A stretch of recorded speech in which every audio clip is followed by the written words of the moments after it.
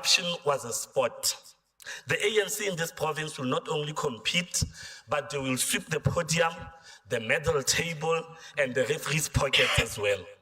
Because that is the painful truth of Northwest as a province. Chief Justice Raymond Zondo cautioned, and I want to quote him. He said, corruption has wounded our democracy and shaken people's faith in our institutions.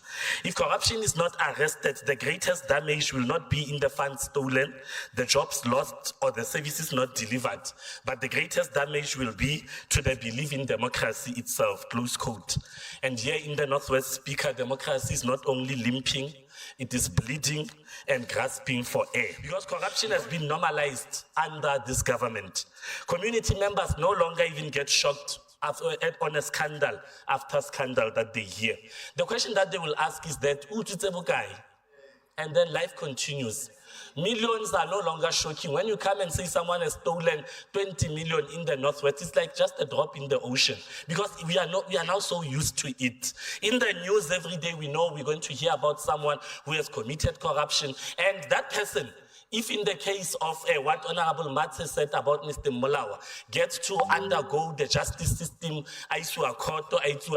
he ends up being fired. Then later, the very same person is going to be redeployed to another department within this government. So it is now becoming a normal thing. Corruption has been made fashionable by ANC. You'll even hear ANC members defending it or spinning lies that they are making strides to fight it, when we know very well that they are not. Remember the SA Express, Mahlakule, tender fraud.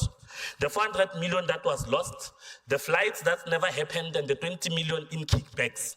Mahlakule admitted in court that he chose SA Express only because it was state-owned, even though it was more expensive. Whereas he said that the contract was manipulated under political instruction. That instruction, Honorable Speaker, is a smoking gun.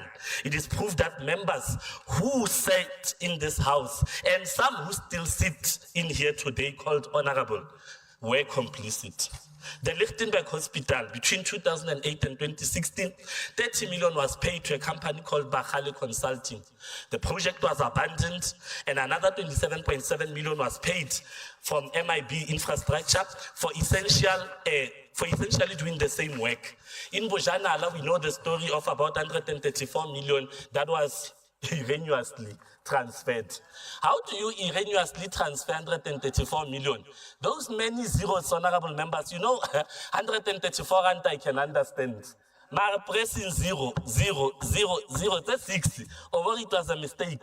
That's how corruption is embedded in the province. And when you dig deeper, you find that later when that money landed, okay, let's say mistakenly, in the bank of the municipality, the former mayor of that municipality is found to have paid catering companies to have utilized that money irregularly.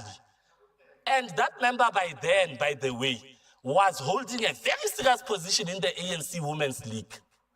And then Bamu defend Dakati Bono, because even today, she's still amongst the high echelons of the government. Speaker, I can go on and on. The Mabatu Agricultural Project of 604 million, which was misappropriated, where farms were promised, payments were done, delivery, dololo. The Northwest Gambling Board, it's a very classic case. Tender documents, they vanish in a safe. They say they have a safe, and then the documents are able to just vanish. That's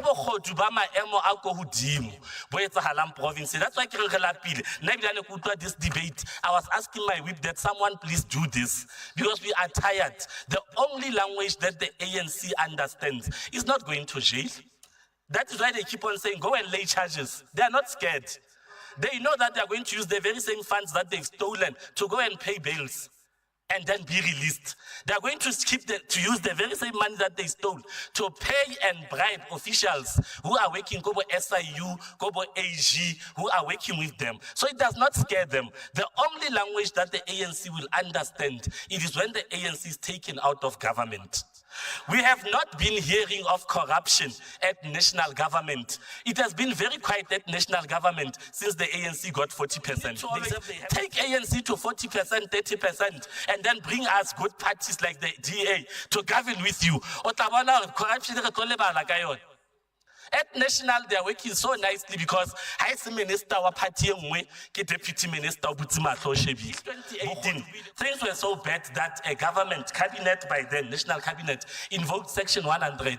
But they are trying to come and fix the province. I want to quote one of the administrators who was here. He says that I was summoned by politicians in the Northwest. We had came to come and clean the province, but it was so bad that they were not even scared of us. The Northwest, we were told, the government, the leadership of the ANC told me that, my brother, this is the Northwest. Here we steal. Don't come here with that Ave Maria attitude. Here we steal, and you don't come and want to act as if you are clean. He packed his bags and went back to his substantive post. So that is the tragedy of this province. Not even constitutional interventions can assist because the rot is so deep.